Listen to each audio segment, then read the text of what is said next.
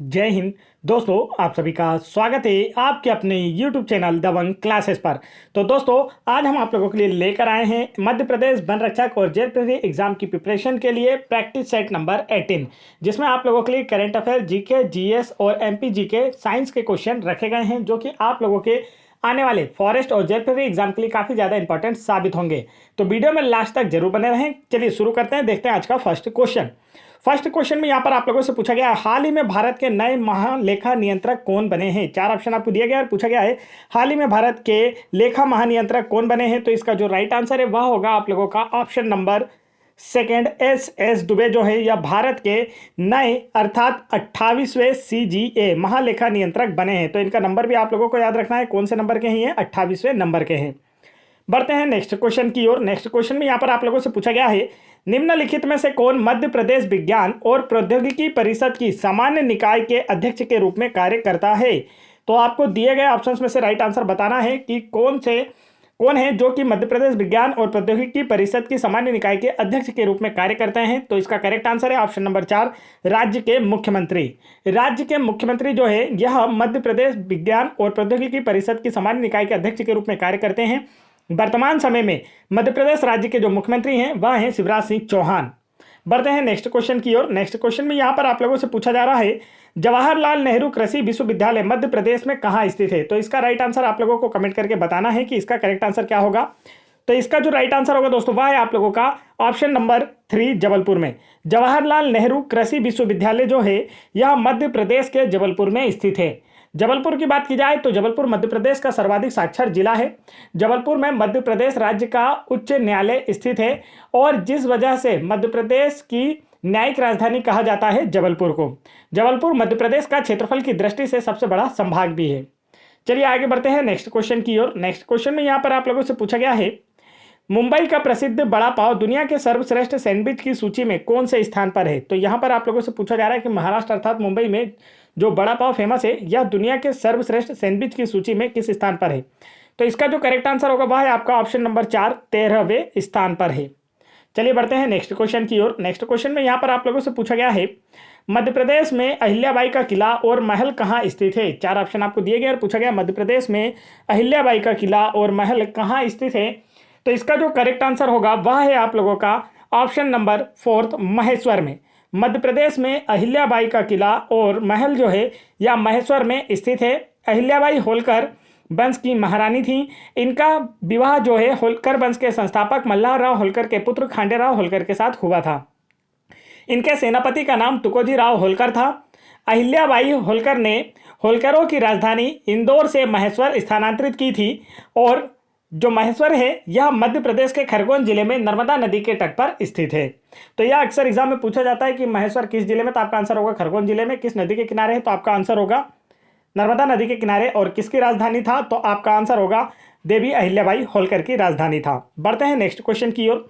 Next question में यहाँ पर आप लोगों से पूछा गया, निम्नलिखित में से कौन अलवर के संत थे। चार ऑप्शन आपको दिए गए और पूछा गया इनमें से कौन अलवर संत थे। तो इसका जो राइट आंसर वह है आप लोगों का ऑप्शन नंबर 4, टंडारा डिडपो यहाँ पोटी जो है यह अलवर संत थे। अलवर जो संत होते थे यह भगवान विष्णु के उपासक होते थे। तो अलवर संत या विष्णु के उपासकों को अलवर कहा जाता था, या हम कह सकते हैं कि अलवर संत विष्णु के उपासक होते थे।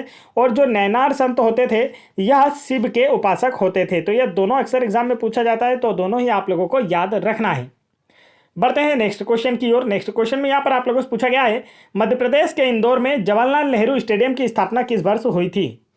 तो ये आपको राइट आंसर आपको बताना है जल्दी से। देखिए, आपसे एमपी जीके काफ़ी ज़्यादा पूछा जाएगा एमपी फॉरेस्ट एग्जाम में। फॉरेस्ट की अभी तक जितनी भी एग्जाम हुई है 15, 17, 18, इन सभी में एमपी जीके का वेटेज काफ़ी ज़्यादा रहा है। इस बार भी एमपी जीके आप लोगों से ज़्यादा पूछा जाएगा, इसलिए हर सेट में हम आप लोगों के लिए एमपी जीके क्वेश्चन ज़्यादा रख रहे हैं ताकि आपकी प्रिपरेशन बेहतर हो पाए।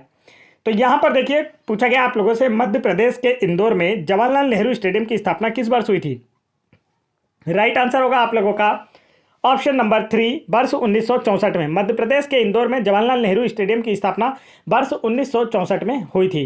तो आप लोगों को जो पीडीएफ दिखाई दे रही है एमपीजीके की, अगर आपको इसे डाउनलोड करना है तो आप वीडियो के डिस्क्रिप्शन में दी गई लिंक पर क्लिक करके डाउनलोड कर सकते हैं। इसी पीडीएफ में से आप लोगों को कांस्टेबल एग्जाम 2022, आबकारी एग्जाम 2023 और पटवारी एग्जाम 2023 में एमपीजीके के सभी क्वेश्चन पूछे गए। इससे बाहर कुछ भी नहीं पूछा गया है। तो चलिए बढ़ते हैं नेक्स्ट क्वेश्चन की ओर। नेक्स्ट क्वेश्चन में यहाँ पर आप लोगों से पूछा गया है, निम्नलिखित में से कौन सा शासक चंगेज खान का वंशज था। 4 ऑप्शन आपको दिए गए और पूछा गया इनमें से कौन सा शासक चंगेज खान का वंशज था। तो इसका जो राइट आंसर है वह है आप लोगों का ऑप्शन नंबर, जल्दी बताएंगे राइट आंसर क्या होगा, तो ऑप्शन नंबर 3 मुगल जो है यह चंगेज खान के वंशज थे। मुगल वंश का संस्थापक बाबर अपने पिता की ओर से तैमूर तथा माता की ओर से चंगेज खान का वंशज था।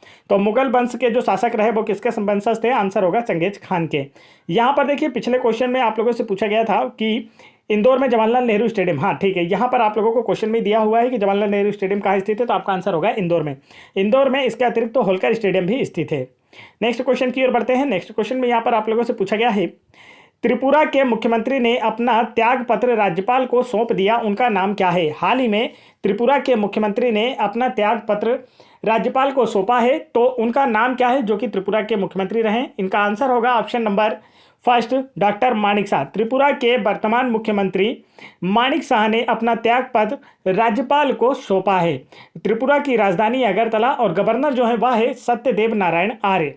आगे बढ़ते हैं नेक्स्ट क्वेश्चन की ओर। नेक्स्ट क्वेश्चन में यहाँ पर आप लोगों से पूछा गया है, मध्य प्रदेश के निम्नलिखित में से किस स्थान को नर्मदापुरम के नाम से भी जाना जाता है। राइट आंसर जो होगा वह होगा आप लोगों का ऑप्शन नंबर 4 होशंगाबाद को। मध्य प्रदेश के होशंगाबाद को नर्मदापुरम के नाम से भी जाना जाता है। हाल ही में होशंगाबाद का नाम बदलकर नर्मदापुरम किया गया है और होशंगाबाद शहर की जो स्थापना है वह होशंग शाह गोरी के द्वारा की गई थी।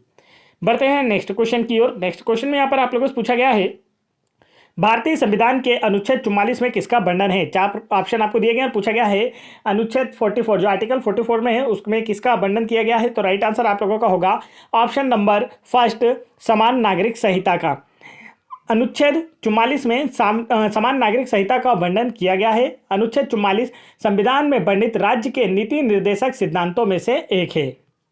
नेक्स्ट क्वेश्चन की ओर बढ़ते हैं। नेक्स्ट क्वेश्चन में यहाँ पर आप लोगों से पूछा गया है, क्षेत्रफल के अनुसार मध्य प्रदेश किसके बाद भारत का दूसरा सबसे बड़ा राज्य है। 4 ऑप्शन आपको दिए गए, पूछा गया है क्षेत्रफल के अनुसार मध्य प्रदेश जो है यह किस राज्य के बाद दूसरा सबसे बड़ा राज्य है भारत का। तो राइट आंसर होगा आप लोगों का ऑप्शन नंबर फर्स्ट राजस्थान। क्षेत्रफल के हिसाब से भारत का जो सबसे बड़ा राज्य है वह राजस्थान है और मध्य प्रदेश राज्य का इस क्रम में दूसरा स्थान है क्षेत्रफल के हिसाब से। जब छत्तीसगढ़ राज्य मध्य प्रदेश से अलग नहीं हुआ था तब भारत में प्रथम स्थान पर क्षेत्रफल के हिसाब से मध्य प्रदेश था, लेकिन 1 नवंबर 2000 को छत्तीसगढ़ राज्य के अलग होने के बाद क्षेत्रफल के हिसाब से मध्य प्रदेश राज्य का स्थान दूसरा हो गया और प्रथम स्थान भारत में राजस्थान राज्य का हो गया। राजस्थान की राजधानी है जयपुर। नेक्स्ट क्वेश्चन की ओर बढ़ते हैं। नेक्स्ट क्वेश्चन में यहाँ पर आप लोगों से पूछा गया है, जब छत्तीसगढ़ मध्य प्रदेश राज्य से अलग बनाया गया तब मध्य प्रदेश के मुख्यमंत्री कौन थे। तो करेक्ट आंसर आप लोगों को बताना है कि कौन सा इसका राइट आंसर होगा।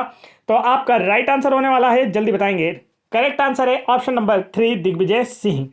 छत्तीसगढ़ राज्य जो है यह मध्य प्रदेश राज्य से 1 नवंबर 2000 को अलग हुआ था और इस समय मध्य प्रदेश के जो तत्कालीन मुख्यमंत्री थे वह दिग्विजय सिंह थे। छत्तीसगढ़ राज्य को 16 जिले देकर 1 नवंबर 2000 को अलग राज्य के रूप में घोषित किया गया, जिसके बाद मध्य प्रदेश में टोटल 45 जिले शेष रह गए थे। तो यहाँ से क्वेश्चन 2 बनते हैं कि जब छत्तीसगढ़ राज्य अलग हुआ तो छत्तीसगढ़ में कितने जिले शामिल किए गए थे। तो आपका आंसर होगा 16 जिले शामिल किए गए थे। और यहाँ से दूसरा क्वेश्चन बनता है कि छत्तीसगढ़ राज्य के अलग होने के बाद मध्य प्रदेश राज्य में कितने जिले बचे थे। तो आपका आंसर होगा 45 जिले बचे थे। वर्तमान समय में मध्य प्रदेश राज्य में जिलों की संख्या पूछी जाए तो वह है 52। मध्य प्रदेश का नवनिर्मित जो 52वां जिला है वह निवाड़ी जिला है, जो क्षेत्रफल और जनसंख्या के हिसाब से सबसे छोटा जिला है मध्य प्रदेश राज्य का। और वर्तमान समय में छत्तीसगढ़ में जिलों की संख्या बढ़कर 33 हो गई है। तो चलिए बढ़ते हैं नेक्स्ट क्वेश्चन की ओर। नेक्स्ट क्वेश्चन में यहाँ पर आप लोगों से पूछा गया है, मध्य प्रदेश में संजय डुबरी राष्ट्रीय उद्यान किस से सिर्फ 10 किलोमीटर दूर है। 4 ऑप्शन आपको दिए गए, पूछा गया है मध्य प्रदेश में जो संजय डुबरी राष्ट्रीय उद्यान है वह किससे मात्र 10 किलोमीटर दूर है। तो इसका करेक्ट आंसर आपका होगा option number second पारसिली। Madhya Pradesh से संजय डुबरी राष्ट्रीय उद्यान जो है यह पारसिली से मात्र 10 किलोमीटर दूर है। पारसिली रिसोर्ट बनास नदी के तट पर स्थित है। देखिए ये जो पारसिली रिसोर्ट है यह बनास नदी के तट पर स्थित है। यह अक्सर एग्जाम में पूछा जाता है। अभी आप लोगों के एमपी पुलिस कांस्टेबल एग्जाम 2022 में भी पूछा गया था और एसआई एग्जाम 2017 में भी पूछा गया और आपके पटवारी एग्जाम 2023 में भी पूछा गया। तो पारसिली रिसोर्ट से क्वेश्चन अक्सर आते हैं। ठीक है, यह क्या है, घूमने लायक जगह है जो कि संजय डुबरी राष्ट्रीय उद्यान के मुख्य द्वार के नजदीक ही स्थित है। तो यहाँ पर बहुत पूछा गया है कि मध्य प्रदेश में संजय डुबरी राष्ट्रीय उद्यान से किससे सिर्फ 10 किलोमीटर की दूरी पर, आंसर होगा पार्सिली। पार्सिली रिसोर्ट जो है यह बनास नदी के तट पर स्थित है। कांस्टेबल एग्जाम में आपसे यही क्वेश्चन पूछा गया था कि पार्सिली रिसोर्ट जो है यह किस नदी के तट पर स्थित है, तो आंसर होगा बनास नदी के तट पर स्थित है। यह अपने प्राकृतिक हरियाली के दृश्य, सुंदर नदी तट और रेतीले तटों के लिए जाना जाता है। बढ़ते हैं नेक्स्ट क्वेश्चन की ओर। नेक्स्ट क्वेश्चन में यहाँ पर आप लोगों से पूछा जा रहा है, निम्नलिखित में से किस स्थान पर मध्य प्रदेश में कालिदास अकादमी स्थित है। राइट आंसर आप लोगों को बताना है कि इसका करेक्ट आंसर क्या होगा। तो ऑप्शन नंबर फर्स्ट इसका बिल्कुल करेक्ट आंसर होने वाला है, उज्जैन में कालिदास अकादमी स्थित है। कालिदास जी ने अभिज्ञान शाकुंतलम, कुमार संभवम, रघुवंशम, मेघदूत, ऋतुसंहार इत्यादि की रचना की है। इनकी यह रचनाएं अक्सर एग्जाम में पूछी जाती है, इसलिए मैंने आपको बता दिया है, आपको सारी की सारी याद होना चाहिए। बढ़ते हैं नेक्स्ट क्वेश्चन की ओर। नेक्स्ट क्वेश्चन की ओर बढ़ने से पहले दोस्तों मैं आपको बता दूं, यदि आप लोग एमपी फॉरेस्ट और जेल पेरी एग्जाम की अपनी प्रिपरेशन को और बेहतर करना चाहते हैं तो आप हाल ही में कंडक्ट कराई गई एमपी गवर्नमेंट की एग्जाम जैसे एमपी पुलिस कांस्टेबल एग्जाम 2022 और साथ ही आबकारी एग्जाम 2023, पटवारी एग्जाम 2023 की सभी शिफ्टों की पीडीएफ फाइल को डाउनलोड करके इन एग्जाम में जितने भी क्वेश्चन पूछे गए थे इन सभी को जरूर लगाएं। ठीक है, मैथ्स के क्वेश्चन भी सॉल्व करके देखें, जीके जीएस के क्वेश्चन भी जरूर पढ़ें, साथ ही हिंदी इंग्लिश के क्वेश्चन भी आप लोग जरूर पढ़कर जाएं। यहाँ से काफी ज्यादा क्वेश्चन रिपीट होने के चांस होते हैं, साथ इन्हीं क्वेश्चन से रिलेटेड क्वेश्चन आपसे एग्जाम में पूछे जाते हैं, जिससे आपको पता चल पाएगा कि आप लोगों को एक्चुअली पढ़ना क्या है, एग्जाम में किस प्रकार के क्वेश्चन आप लोगों से पूछे जा रहे हैं। यदि आप लोग इन सभी पीडीएफ को डाउनलोड करना चाहते हैं, वीडियो के डिस्क्रिप्शन में लिंक दी गई है, वहां से डाउनलोड कर सकते हैं। नहीं तो यदि आप लोग चाहते हैं कि पटवारी एग्जाम 2023 और कांस्टेबल एग्जाम 2022 की सभी शिफ्टों की सब्जेक्ट वाइज पीडीएफ फाइल भी डाउनलोड करना चाहते हैं, जैसे आपको दिखाई दे रही है, हिंदी की सभी 70 शिफ्टों की पीडीएफ फाइल, इंग्लिश की सभी 70 शिफ्टों की पीडीएफ फाइल, मैथ्स की सभी 70 शिफ्टों की पीडीएफ फाइल, जीके जीएस की सभी 70 शिफ्टों की पीडीएफ फाइल, कंप्यूटर की सभी शिफ्टों की पीडीएफ फाइल, ठीक है, साइंस की सभी शिफ्टों की पीडीएफ फाइल, तो आप लोग इन्हें सब्जेक्ट वाइज भी डाउनलोड कर सकते हैं। सब्जेक्ट वाइज डाउनलोड करने से ये फायदा होगा कि आप जो एक सब्जेक्ट पढ़ाएंगे वो सारी 70 शिफ्टों की एक साथ पढ़ सकते हैं, आपको स्क्रॉल नहीं करना होगा, रेगुलर आपको बैक टू बैक सभी 70 शिफ्टों का एक ही सब्जेक्ट के क्वेश्चन देखने को मिलेंगे, जिससे आपकी प्रिपरेशन बेहतर हो पाएगी, जल्दी हो पाएगी और आने वाले एग्जाम में आपका सिलेक्शन हो पाएगा। तो चलिए बढ़ते हैं नेक्स्ट क्वेश्चन की ओर। नेक्स्ट क्वेश्चन में पूछा है, हाल ही में किसने 76वीं संतोष ट्रॉफी जीती है। 4 ऑप्शन आपको दिए गए हैं, पूछा गया है 76वीं संतोष ट्रॉफी का खिताब किसने जीता है। तो इसका जो राइट आंसर है वह है आप लोगों का ऑप्शन नंबर 4, कर्नाटक राज्य ने। हाल ही में 76वीं संतोष ट्रॉफी का जो खिताब है कर्नाटक राज्य ने मेघालय को हराकर जीता है। ठीक है, तो यह भी पूछा जा सकता है कि इसने किसको हराया है, तो आपका आंसर होगा मेघालय को हराया है। और यह जो संतोष ट्रॉफी है इसका संबंध फुटबॉल से है, यह एक फुटबॉल चैंपियनशिप है। बढ़ते हैं नेक्स्ट क्वेश्चन की ओर। नेक्स्ट क्वेश्चन में यहाँ पर आप लोगों से पूछा गया है, निम्नलिखित में से कौन प्रथम बौद्ध परिषद का संरक्षक था। तो राइट आंसर आप लोगों को बताना है कि प्रथम बौद्ध परिषद का संरक्षक कौन था। तो इसका जो करेक्ट आंसर वह है आप लोगों का ऑप्शन नंबर 4, अजात शत्रु। प्रथम बौद्ध परिषद का संरक्षक अजात शत्रु था। अजात शत्रु बिंबिसार का पुत्र था, इसे कुणिक के नाम से भी जाना जाता था। तो अक्सर एग्जाम में पूछा जाता है कि कुणिक के नाम से किसे जाना जाता है, तो आंसर होगा अजात शत्रु को। इसके बचपन का नाम कुणिक था। और अजात शत्रु की बात की जाए तो यह हर्यक वंश से संबंधित था। हर्यक वंश की स्थापना बिंबिसार ने की थी। बिंबिसार का पुत्र अजात शत्रु। अजात शत्रु के शासनकाल के दौरान महात्मा बुद्ध को परिनिर्वाण प्राप्त हुआ था, जिसके बाद प्रथम बौद्ध संगति को इसने संरक्षण दिया था। नेक्स्ट क्वेश्चन में यहाँ पर आप लोगों से पूछा गया है, स्तंभ खाम बाबा मध्य प्रदेश में कहाँ स्थित है। 4 ऑप्शन आपको दिए गए, पूछा गया है खाम बाबा स्तंभ जो है यह मध्य प्रदेश में कहाँ स्थित है। तो इसका जो करेक्ट आंसर है वह है आप लोगों का ऑप्शन नंबर 4, विदिशा में। खाम बाबा स्तंभ जो है यह विदिशा में स्थित है। इस स्तंभ का निर्माण हेलियोडोरस ने करवाया था। इसे हेलियोडोरस स्तंभ या गरुड़ ध्वज के नाम से भी जाना जाता है। ठीक है, तो इस प्रकार भी आप लोगों से पूछा जा सकता है कि गरुड़ ध्वज कहाँ स्थित है, तो अब भी आपका आंसर होगा विदिशा में। या हेलियोडोरस का स्तंभ कहाँ स्थित है, तब भी आपका आंसर होगा विदिशा में। तो हेलियोडोरस ने इसका निर्माण करवाया था। यह भगवान विष्णु को समर्पित है। एक क्वेश्चन यहाँ पर कांस्टेबल एग्जाम 2022 में पूछा गया कि जो गरुड़ स्तंभ है यह किससे समर्पित है, तो भगवान विष्णु को समर्पित है। हेलियोडोरस शुंग राजा भागवत के दरबार में दूत बनकर आया था। और इसकी स्थिति की बात की जाए कहाँ है, तो आपका आंसर होगा विदिशा में। यहाँ के स्थानीय लोग इसे खाम बाबा स्तंभ के नाम से भी जानते हैं।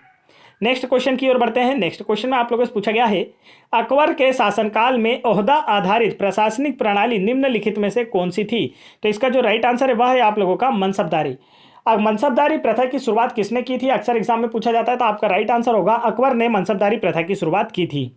आगे बढ़ते हैं नेक्स्ट क्वेश्चन की ओर। नेक्स्ट क्वेश्चन में यहाँ पर पूछा गया है, हाल ही में जूनियर कबड्डी विश्व चैंपियनशिप 2023 का खिताब किसने जीता है?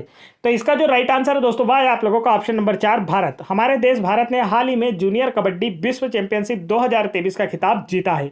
तो ये थे दोस्तों आज के हमारे current affair, GK, GS, MP GK के क्वेश्चन। अब हमारे स्टार्ट होते हैं साइंस के क्वेश्चन, जो कि आप लोगों के एग्जाम में जरूर आएंगे। तो यहां पर आप लोगों से पूछा गया है किस तत्व का रासायनिक प्रतीक Ga है। 4 ऑप्शन आपको दिए गए और पूछा गया है कि Ga जो है यह किसका रासायनिक प्रतीक है। तो करेक्ट आंसर होगा आपका ऑप्शन नंबर 2 गैलियम का।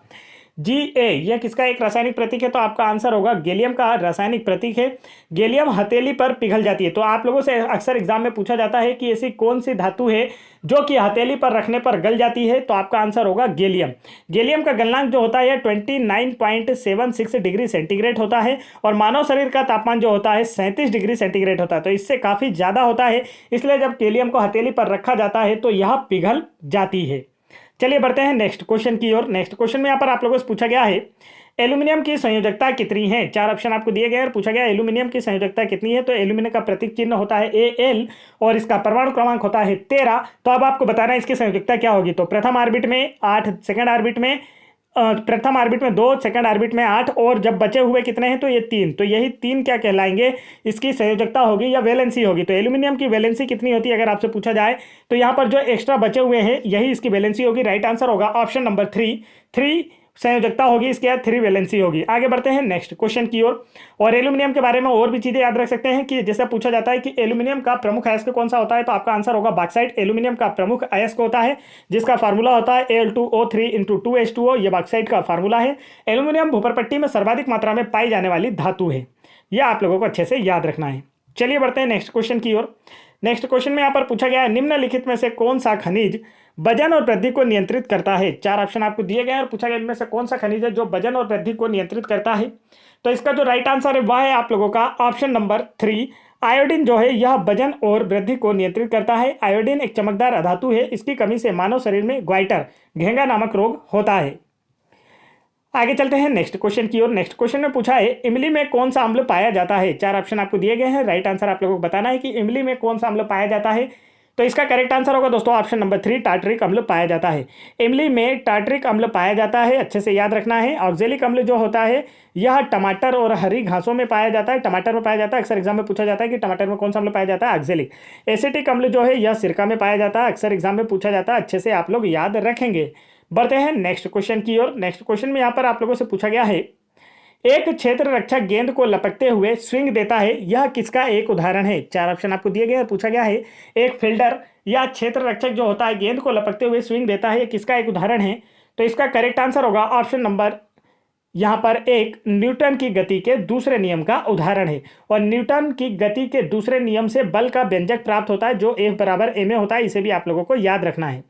नेक्स्ट क्वेश्चन में आप लोगों से पूछा गया है, प्लास्टिक जो आग का प्रतिरोध कर सकता है वह है। 4 ऑप्शन आपको दिए गए, पूछा गया ऐसा कौन सा प्लास्टिक है जो आग का प्रतिरोध कर सकता है। राइट आंसर होगा ऑप्शन नंबर 2 मेलामाइन। मेलामाइन वह प्लास्टिक है जो आग का प्रतिरोध कर सकता है और यही कारण है कि अग्निशमन वस्त्र जो है यह मेलामाइन के बने होते हैं। अक्सर एग्जाम में पूछा जाता है कि जो अग्निशामक या अग्निशमक वस्त्र होते हैं या किसके बने होते हैं। तो आपका आंसर होगा मेलामाइन के बने होते हैं, क्योंकि मेलामाइन आसानी से आग नहीं पकड़ता है। बढ़ते हैं नेक्स्ट क्वेश्चन की ओर। नेक्स्ट क्वेश्चन में यहाँ पर आप लोगों से पूछा जा रहा है, धातु सहित नुकीले कचरे के निपटान के लिए उपयोग की जाने वाली रंग श्रेणी कौन सी है।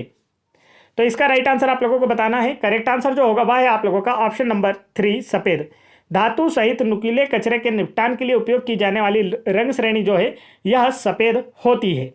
चलिए बढ़ते हैं नेक्स्ट क्वेश्चन की ओर। नेक्स्ट क्वेश्चन में यहाँ पर आप लोगों से पूछा जा रहा है, पवन धाराएं किसके कारण उत्पन्न होती है। 4 ऑप्शन आपको दिए गए हैं और पूछा गया है, पवन धाराएं किसके कारण उत्पन्न होती है। तो राइट आंसर होगा पृथ्वी पर असमान ताप।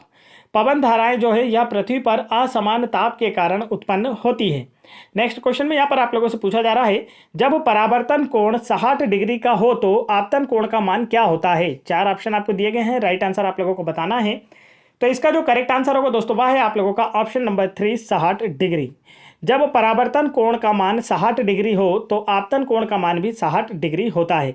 देखिए, आपतित किरण और परावर्तित किरण के बीच में अभिलंब स्थित होता है और यहाँ पर आपतन कोण का मान सदैव परावर्तन कोण के बराबर होता है।